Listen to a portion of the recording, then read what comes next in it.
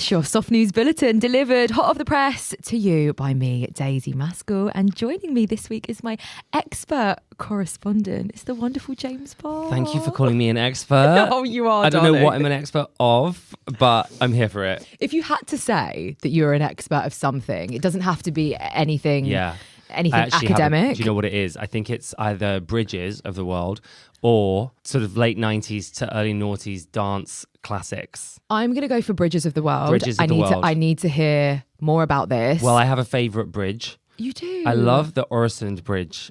It's between... this is really this sweet. Is not. This it's is so not. Really sweet. Oh my God. It's between Sweden and so Malmo and Copenhagen. And it's basically a bridge tunnel. What's the word I'm looking for? Hybrid. That really long word, hybrid. So it starts off as a bridge and then it hits a little island and then it turns into a tunnel. Cool. Have you been on it before? Yeah. yeah. Hello. Obviously. It's my summer holiday. 2 or 3 times. When did you get into this? Like, when did you realise you had a fascination with bridges? I think it was probably then because I was at Eurovision in Copenhagen and I saw this bridge that turned into a tunnel. Or I was on it maybe, and I was like, what the hell? Also, just the idea that you can get a bridge from one country to another is really exciting. Did you ever watch Bridge of Spies? No, darling. Okay, I was really disappointed. There were a significant lack of bridges in that movie.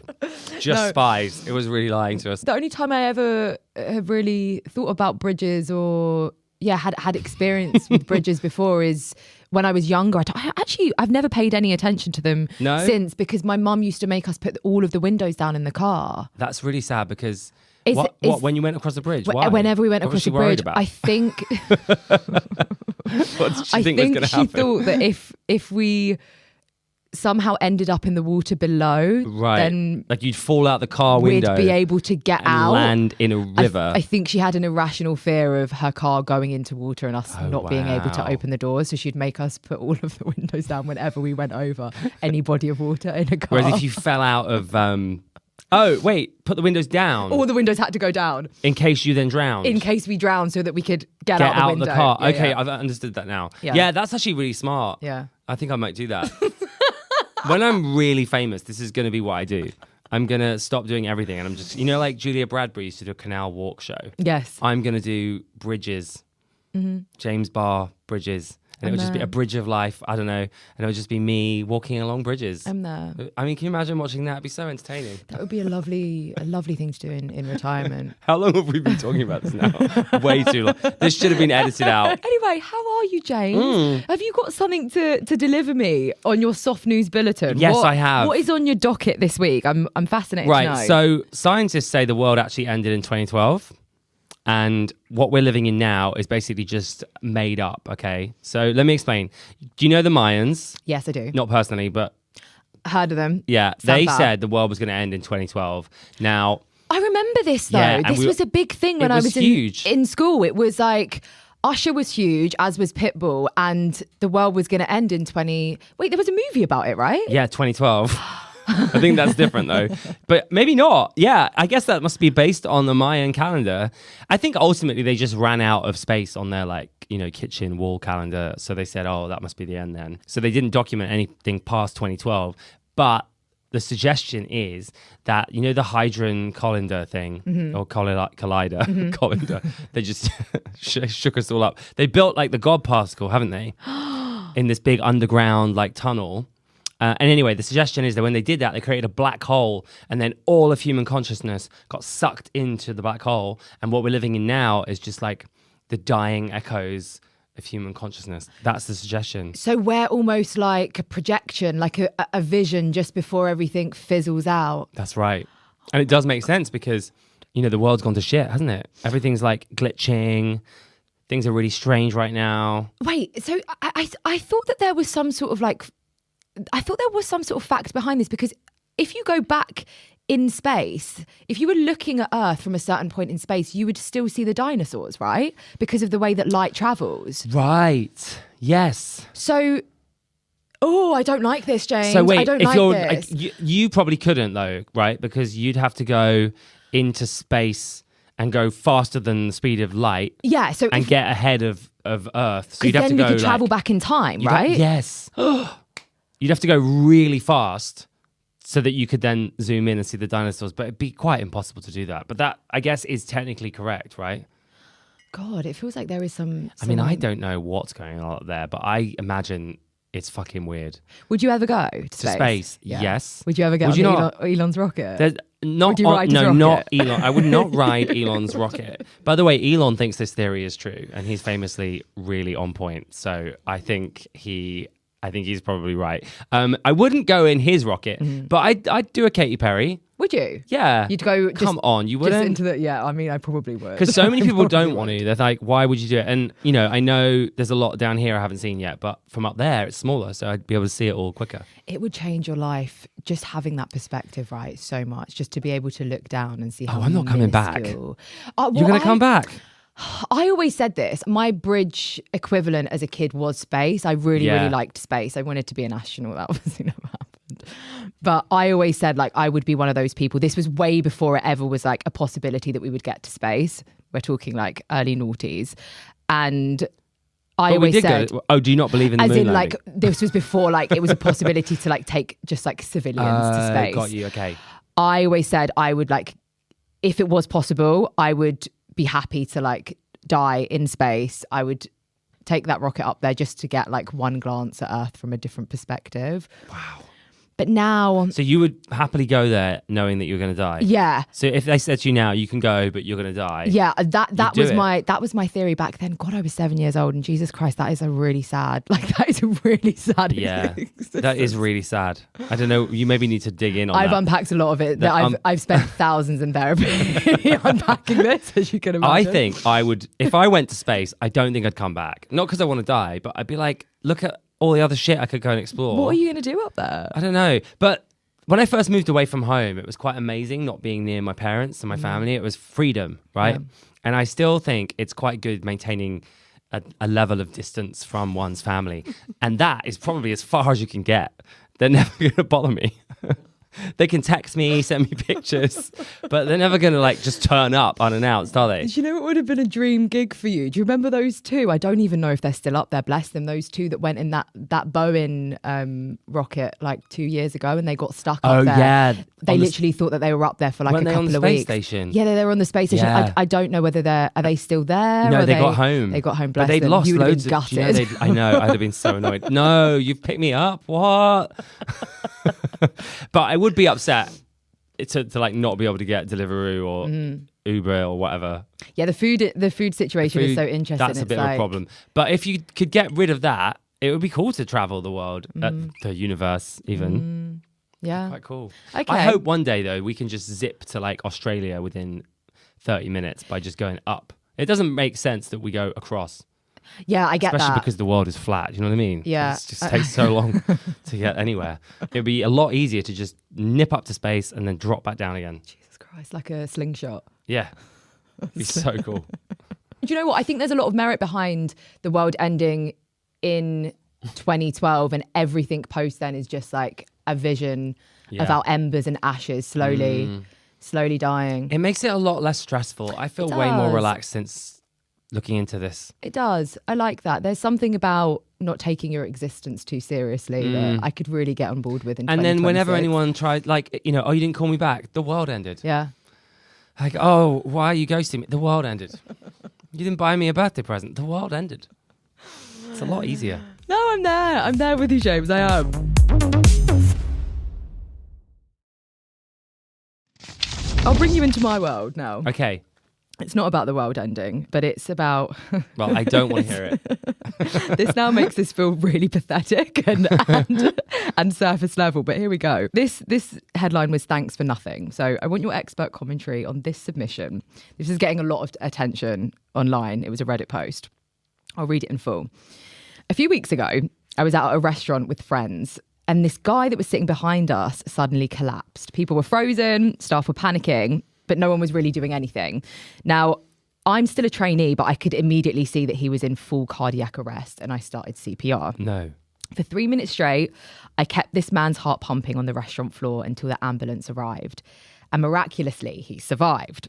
Fast forward a few weeks, I get served with a lawsuit. The man I saved is suing me because CPR broke one of his ribs. Oh, you are joking. Thoughts? This is real. This is real. I need to know what restaurant they were in. I know that maybe isn't information readily available. Yeah, I don't have the restaurant. But that's really scary. Have Having a cardiac arrest in public upsets me deeply because I need to know I'm somewhere cool if that's happening. Like how insane though, because people were responding saying that not only obviously is it outrageous, but this is a common thing. A lot of people do sue off-duty medical personnel. How can you sue someone for trying to save your life? How insane is there that? has to be some kind of system whereby if you've done a good deed, it like supersedes anything that happens on the way to that. Have you ever been in a situation where your kindness has backfired? I don't think I'm that kind. I'm an empath, right? So I overthink everything and I feel everyone else's energy. And since I learned that, I've been really protective of it because I was getting walked over all the time. So now I'm like way less kind because I have to put my wall up to protect my own energy. So I don't think I am that kind. I really don't think I am. I think that's a really real experience though. Like I feel like there is nothing harder than when you feel like you've gone out of your way for someone and it feels like you haven't been treated with the same amount of respect. Like I think it's as humans, we have to change our behavior. You can't like keep putting your foot in the fire, you know, you have to change something. Otherwise, I mean, look, the other day I was on a bus, keeping it real. And I got on the bus and I was on my phone. I wasn't really paying attention. And there were loads of seats. It was quite an empty bus. So I just sat in the first seat, which was a priority seat. So they're meant to be reserved for elderly and people with kids and stuff. Anyway, I sat in this priority seat. I was on my phone. And then about 10 minutes later, the bus driver's shouting. So I look up from my phone and she's shouting at me, which is quite rude because I was reading a really cool story about how the world ended in 2012. And this woman starts screaming at me and I'm like, what's wrong? And she's like, look at that old man. So I have to turn around and I look at this man who's old and he's walked the whole length of the bus to sit in another seat. And she's like, you stole his seat. Oh no. Because you're in the priority seat. Do we really have to do this? No, it was so embarrassing. But he already had a seat. So she basically then made him walk all the way back down the bus to take the seat. Anyway, it didn't make any sense. I don't know what she was doing. But the most embarrassing thing is that I'd said to my friend as we got on the bus, he was like, that's a priority seat. We shouldn't sit there. And I was like, yeah, but I have loads of self-love. So I am a priority. Did anyone hear you? Probably the bus driver. I was going to say, did you, at the point in which you were called out, did you stand up and like proceed to try and protest that you're a nice person, or did you just No, of course not. I was like, God, I'm horrible. But also, why are you shouting at me? There's loads of seats. Like, he doesn't need this one. I don't know that if I've ever really been that kind. And I mean, I try to be. No, I think I'm just awful. I'm going to own that though. Own it. Own it, honey. I think you've got to love yourself more than anyone. And that's not being a narcissist. That's just literally human survival. No, I agree. Do you? I do. I know. I think there's something, as you said, like you can't expect things to change if you continue to put yourself in situations that you know aren't serving you and are going to hurt you. Yeah. I think that's of course I that's going tipped to make an Uber you... driver yesterday because he picked me up in the rain and I was really thankful. That was kind. So you see, so that's kind. But I think you got to play it by ear. I can't believe that people actually have the energy to sue though. Just thinking about like first of all, how outrageous it is to sue someone for saving your life. Yeah. But secondly, like there are like so many days where I just have no energy whatsoever that I literally think I could have an injury at work and I just couldn't be asked. Like I couldn't be asked to go out of my way and create that kind of hassle for myself, even if there was some sort of monetary benefit at the end. Like that's where my level of motivation and exhaustion is at sometimes. I guess the thing is, I actually thought you were going to tell me that he was suing. Was it a man? Yeah. Yeah, obviously. Yeah. I thought he was going to sue because they kept him alive and actually like, he wanted to be unalive or something. I can imagine myself doing that if I was in a really deep depression. But you chose why did you chose do a this? restaurant as the place to go out. Exactly. But I do think that's wrong. I don't think it should be. Well, America sue everyone though. It must be America, right? It is, of course, it's America. Yeah, like they love a lawsuit. They love a lawsuit. How are you with confrontation, James? Really good. Are you? Yeah, I'm fucking great. Okay, like give me your, because I feel like I'll stand my ground. I'm a Libra. So what are you? Virgo. Oh, okay. Yeah. I do like a Virgo. Thank My you. partner's a Virgo. I do too. Are you like very organised and you No. got your own... Oh, really? No, not very organised. Are you a cusper? I've got a Scorpio rising, so I'm a fierce Virgo. Okay. Yeah. Was it a process of getting comfortable with confrontation, or were you always someone that sort of was happy to stand your ground, say your piece? No, it's because I've learned about. I've had years of therapy, probably like 10 years plus. Spent loads of money on therapy. Oh, same sis. Right, and it's changed me completely. And now I have these incredible boundaries. And if you try to cross one, then I'll just hit you straight back with a confrontation. But it's not, I don't really see it as like confrontational. Yep. I'm just literally laying my stall, protecting myself. Yeah, but I think it's great. I had a confrontation the other day. I was in a gym class and I was chucking down some big weights, right? We were doing rows. It was bench rows. And I'd gone heavier than normal. So when I'd finished the row, I sort of dropped the weight at the last second and it would hit the bench. But we were in a rapid, like, it was like a 1 minute, it was a hit class. So we were hitting that for a while. Anyway, this girl next to me, she just shouted at me and she was like, oh, for fuck's sake, can you stop doing that? Oh, okay. So we went there straight away. So she just went straight to a 10. Okay. So I thought that was really strange. I waited until the minute had stopped. The thing is, it did actually help me because I then started putting the weight down properly, which I think probably was good for the muscle because I was using the full range of movement. Anyway, so when the trainer stopped the class for a second, I then turned to her and I went, thanks for telling me that, by the way, but I think you could have delivered it slightly less rude. And the whole class looks at me like, whoa. And she immediately went, like, she was so embarrassed, so mortified, said sorry so much. But like, yeah, don't fuck with me. Sometimes you... But I'll thank you if you're rude to me, often. Sometimes you do have to gentle parent adults. I do think that there is really... In fact, sometimes I think gentle parenting to adults is more effective than gentle parenting for children to a certain extent. I'm like, I do feel like, yeah, I get it. I think for me, I'm good with boundaries. So I'm more than happy to like set a boundary for myself to protect my own energy, to protect my peace and my growth. But I'm bad with like day-to-day confrontation. So the idea of me like getting into, do you drive? I can. Okay. But I don't. The idea of me getting into like a fender bender, I've never had one. Oh, you've never had road rage? I've never had like, you know, like when you have a little boop with your car, like you bump into someone, it's not like a crazy accident. The idea of me having one of those and then having to like get out of my car and meet the other person who's getting out of their car, like that sends me into like a blind panic, that type of confrontation. I have had loads of those. Okay, so and it's kicked off. Thank the Lord that I've never had one of these. I've driven for like, maybe like 12 years now, and I've never had a little bump. I have had two that I can remember off the top of my head now that are quite significant. The first is probably the worst. This guy was really annoyed at me because I didn't bump his car, but I was, in his opinion, in the wrong lane. I wasn't really. I was newer to driving than him, so I think I would know, whereas he was like in his 60s or something. Ew. Like, did they even have lanes? Yeah, I mean, like, did they even have lanes then? Probably not. So anyway, he started like really coming up the reverse of my car really aggressively. So I just screeched on my brakes. I did an emergency stop. This is on an A road. I just stopped the car immediately, jumped out. What the hell was I doing? Go you. I jumped out. I walked over to his window and I was like, what the fuck are you doing? What are you doing? And he was like, you're in the wrong lane, blah, blah, blah. I was like, I wasn't in the wrong lane. I was in the right lane, literally, and also the correct lane. And anyway, he went to get out of the car to like hit me. So I slammed his door shut on him. And then he got his wife involved. Wait, can we just paint the picture of where was this? This was an A road. It was an A road in like Northumberland somewhere, and it was like a country lane. Traffic going past?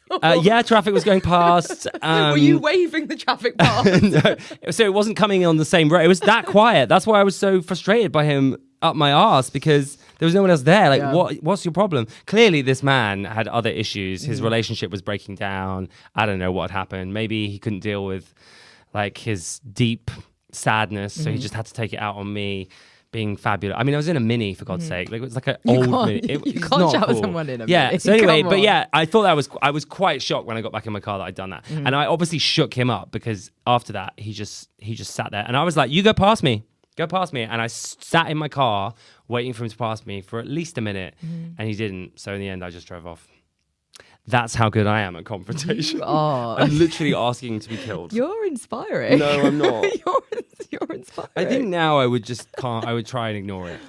Are you someone that if you know you're about to go into like a situation that is confrontational, whether it's a big talk with someone or you're going to pull someone up or like you think you're about to walk into a situation that's going to blow up, are you someone that runs through the situation in your head in the shower before, or are you happy to walk in and let it go where it needs to go? I argue with myself in the shower a lot. I play all the different roles out loud. Like some people sing in the shower. I have a full-blown argument. If someone was to like skip in front of me in a line, that wouldn't get me. But if I was to see someone else...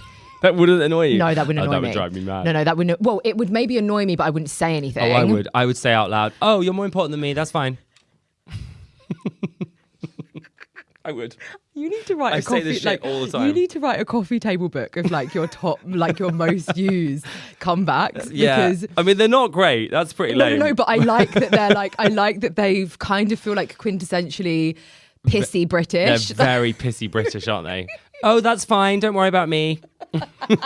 Like it's just so ingrained into us to say sorry when someone else bumps into you. Or when I don't do that now. Inconveniences you. No, I don't do that now. If someone bumps into me, I will assess the situation and decide, yeah, you are right to say sorry. So I'll respond, that's okay. Or thank you. Thanks for apologizing. Take some accountability. Okay, next up. We've already spoken a little bit about parenting, I feel, but this is a different angle on parenting. Past life parenting. So this is a new term that encourages parents to support their children in exploring their past life. The idea is that children can remember past lives and bring forward their memories, fears, and knowledge up until a certain age. And there's loads of parents that have come forward with stories about their kids talking about the lives that they lived before this one. Okay. And some families are even taking their kids back to places that their kids have mentioned and digging through old records for verification. Wow. Have you heard of this before? Have you seen any of those videos on TikTok? No. Okay, there's a big community of parents that are talking about their kids who they believe have like lived before or lived a different life before. There's one woman in particular, her son, I think he's maybe like 10 years old now, but since the age of like 4, he has always spoken about living his life as a pilot, and he apparently died in one of the wars when his fighter jet got shot down, and he's petrified of water. And I think she ended up finding the man that he believes he was in a previous life. No shit. Yeah. And did they look similar? I don't think they looked similar, but she managed to sort of... He's wearing like a flat cap. Came out with little medals. She managed to fact check a ton of information that like this kid would never have known. No. Yeah. Do you believe in this sort of thing? Oh, of course. You do? Okay, I love that. Yeah, I do. I think everything... Well, actually, I sound like such a dick. I read a quote the other day from Einstein. Everything is energy. And that's it. I think that's the quote. Energy. And I sort of believe it. I think everything is energy. And so it would make sense that when you die, your energy, I think that's what ghosts are. It's just energy left on Earth or echoes of things that have happened. So it does make sense that energy that you had in a previous life would then transfer into a new one. Yeah. Especially with things like irrational fears. And, you know, when you have like, do you ever get those feelings like you've been somewhere before, or you have a strange connection to a topic, maybe like bridges or... Oh my God, do you think that's what I did? No. Sorry, did you just say a strange thing like bridges? No, it's not strange. No, no. Do you know what? I'm sure there's a whole community of people out there that love bridges too, and I think everyone has to have their passion. I've never met someone. I might put that on my dating profile. That you like bridges? Yeah. See what comes back. I think that's also that's not a selfish interest either, because you could involve someone else or a collective. I'm going to start a podcast. Bridges of the world. What do you think you were in a past life? If you can you connect to it? I've always thought that I had some sort of like connection to France, maybe. Oui. I actually can see that for you. Yeah, that makes a lot of sense. I've always had some sort of connection to France. Who was I in a past life? I don't know. I don't know if I this doesn't feel like my first life. Right. But that's a really huge thing to say. Yeah, it doesn't. No, this doesn't like it. Do you not get the sense that you've been here before? I don't know that I would have ever said what you just said. Really? Like, I don't know if this is my first life. That's actually a mad thing to just say. Really? Okay, maybe I'm just like completely brushing It over. sounds absolutely crazy out of context. I don't think I've thought about it. No, I guess not. I guess I never thought about it until this moment. But now that you've said that, yeah, maybe this doesn't feel like my first life. Have you ever met someone? Because the reason I say that is because there are certain people that I've met and that I have in my life where it really feels like this is their first, and this is not in a condescending or patronising way at all, but it really feels like this is their first time on earth.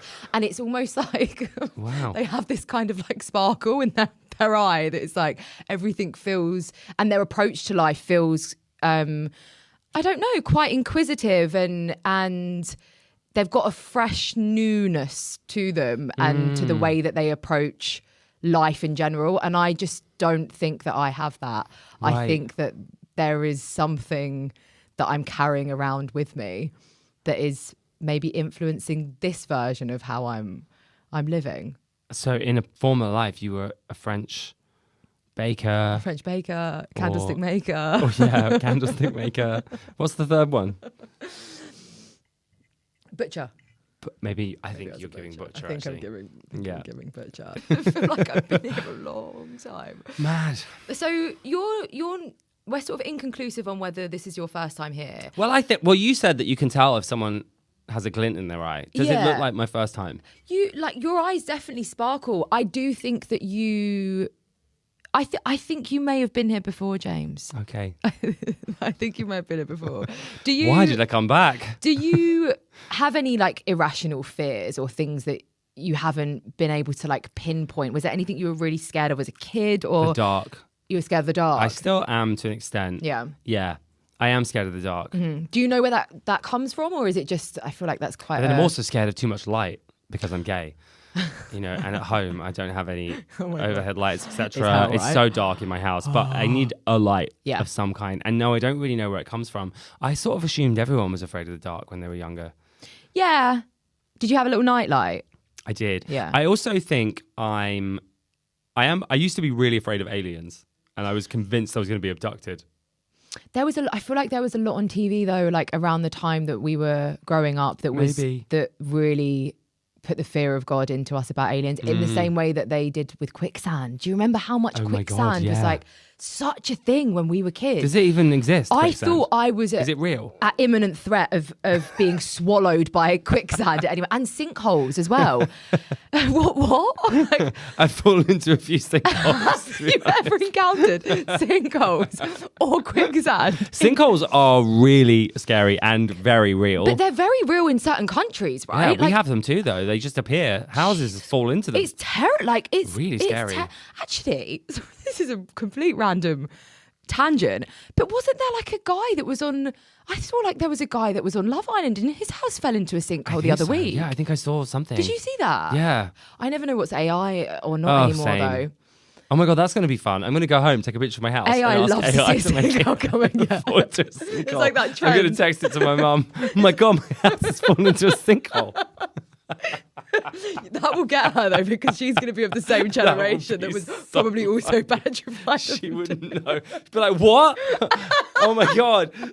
Problem is my mum would ring me, so that would be really annoying. But how funny. I'm going to do that. Wait, there was that trend that was going around a couple of months ago though on TikTok where people were taking pictures of their ceilings and that had like caved in. No way. I like the trend of making dogs really fat and saying that you've been feeding them when you're looking after someone else's pet.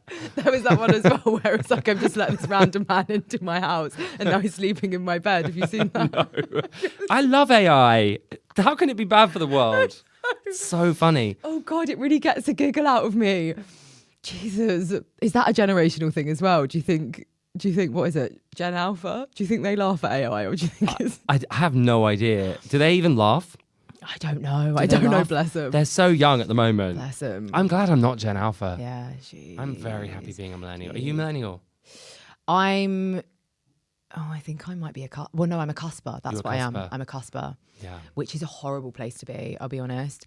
I was unpacking this. I think actually it's it has massively influenced my personality. It was something I spoke about, I think, even in therapy.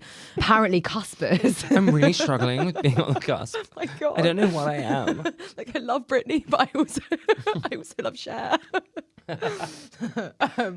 No, I think apparently there's this thing with cuspers that you have traits of both the millennial generation and Gen Zs, but they kind of are in contrast with each other. Right. So you don't ever really have a stance, feel like you have a true stance or understanding of anything, because you're being pulled in two directions. Okay. Like you kind of want to follow what was set out in front of you before, because that feels like the safe and right thing to do. But then at the same time, you want to make a change and do things differently. So it's like, yeah. So you're like, do I do the ice bucket challenge? Oh no, that's not cool. Exactly. But it is cool, Yeah, but it's yeah, not cool. Yeah. I was trying to think of anything millennial. That's all I got. I'm a bit all over the place, but we're just thriving and surviving, James. Yes, we are. Aren't we, darling? We are, babes. Well, I think that brings us to a lovely Oh my God, this has been so much fun. Can we talk about your podcast though before you go? Because Yes. it's a brand new baby, I right? know. Tell me all about it. What If People Find Out? Love it. And it's a new podcast with my best friend, Calvin, who is a sex therapist. And it's comedy and therapy, which is my favorite best type of therapy. Yep. And basically, we're talking to people who have incredible stories about things they were ashamed of, things they were worried would ruin their life, and how they've overcome that. So I'm really excited about it. It's brand new. We've just had Luann, the Countess Luann, on discussing how being arrested changed her and how frightening that was, being on this massive TV show and then getting arrested for drunk driving. Fleur East has been chatting about getting pregnant and how scary it was having to reveal that to the world and what that brings and the judgment behind all of that. And we've also spoken to some people from the world of OnlyFans and discussed their bravery in coming out as sex stars. And it's actually very inspiring. And I think I might start my own channel. I love it. What would you like? Would you have a niche? I'm going to be called Bonnie Barr. But anyway, that's my new podcast. What If People Find Out? Check it out now. And I'm also doing my stand-up show, Sorry I Hurt Your Son, Said My Ex to My Mum, across the UK and Australia. And you can get tickets at jamesbarcomedy.com. Oh, James, you are just too fabulous. Thank you.